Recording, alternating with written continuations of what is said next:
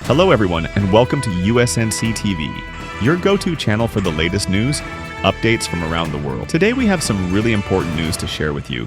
Please subscribe my channel, so stay tuned. Employees and protesters cheered three officials quitting the U.S. Centers for Disease Control and Prevention on Thursday. The emotional clap-out was a show of defiance towards Health Secretary Robert F. Kennedy Jr. and his unscientific claims about vaccines.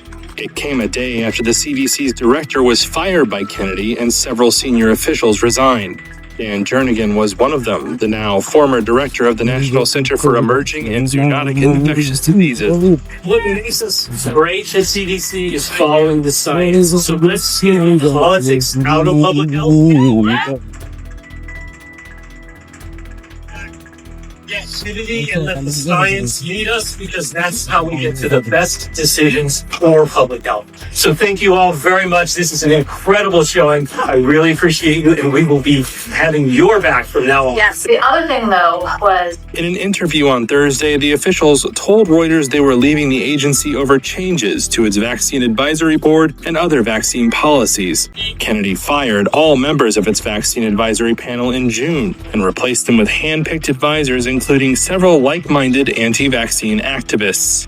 The Department of Health and Human Services did not respond to a request for comment on the officials' accounts of changes inside the CDC. Kennedy maintains his policies aim to improve Americans' health and remove undue industry influences. On Thursday, he declined to comment on specifics about the departures. There's a lot of trouble at CDC, and it's going to require getting rid of some people over the long term in order for us to change the institutional culture and bring back pride and self-esteem and make that agency the stellar agency that it's always been.